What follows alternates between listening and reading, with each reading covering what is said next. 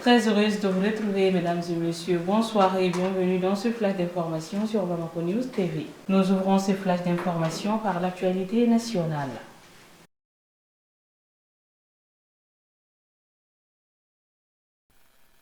L'état-major général des armées informe l'opinion que les femmes ont repoussé une attaque terroriste dans la localité de Djangassabou, région de Mopti, le mercredi 8 janvier 2025 à 17h30. La riposte terrestre combinée aux appuis aériens a neutralisé 14 terroristes sur les lieux de combat, 9 motos et divers matériels de guerre récupérés.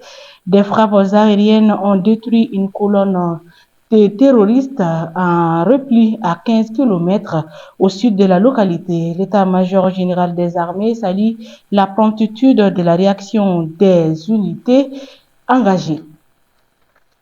Toujours au pays, Madame Tandia Fanta Traoré a été officiellement nommée directrice générale de l'Agence nationale de la météorologie lors du Conseil des ministres du mercredi 8 janvier 2025. Cette nomination marque une étape importante pour l'organisme en charge des services météorologiques au Mali, notamment dans le contexte de l'importance croissante de la météorologie pour la gestion des ressources naturelles et la résilience face au changement climatique. Madame Tandia Fanta Traoré apporte son expertise et son expérience pour renforcer les capacités de Mali Météo à fournir des prévisions fiables et à contribuer au développement durable du pays. Le ministre de la Jeunesse et des Sports chargé de l'instruction civique et de la construction citoyenne, M. Abdul Kassim Fomba, a présidé la cérémonie d'inauguration des terrains de basketball du camp para et du génie militaire le mercredi 8 janvier 2025. Ces nouveaux espaces sportifs constituent des lieux de pratique, de partage et de promotion des valeurs de basketball telles que la discipline, le respect et l'esprit d'équipe. Le ministre Fomba, à travers ce geste, donne les moyens aux enfants de se dépasser et de construire un avenir meilleur dans le sport du basket. Il a ainsi adressé ses encouragements aux jeunes athlètes tout en réaffirmant son engagement à accompagner la jeunesse malienne dans son épanouissement à travers les sports et les valeurs citoyennes.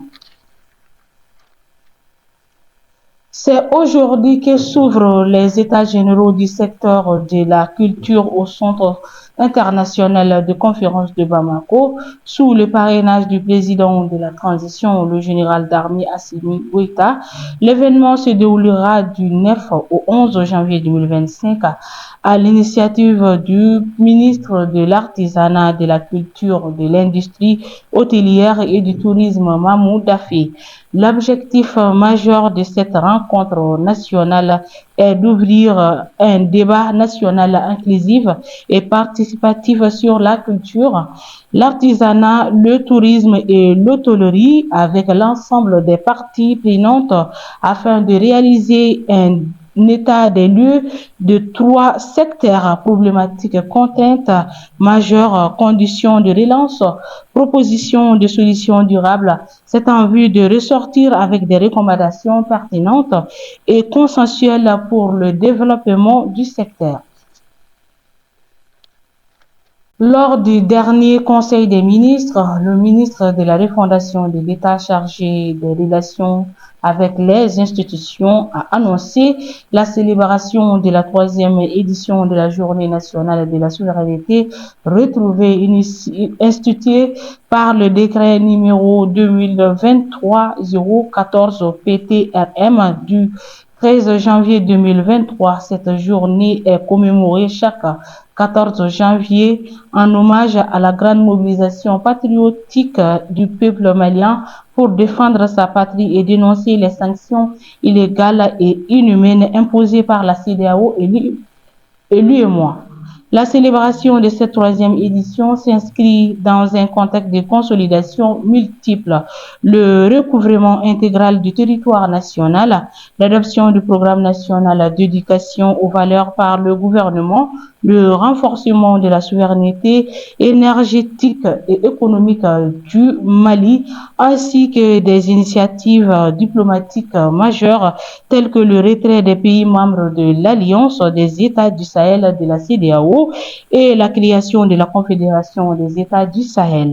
La journée nationale de la souveraineté retrouvée prévue pour le 14 janvier 2025, sera célébrée sur tout le territoire national ainsi que dans les représentations diplomatiques du Mali à l'étranger. À présent, l'actualité internationale.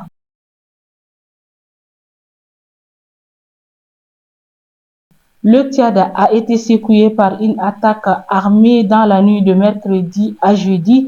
Des échanges de tirs nourris ont été éclatés près du palais présidentiel, faisant au moins 19 morts, dont 18 assaillants et un membre des forces de sécurité.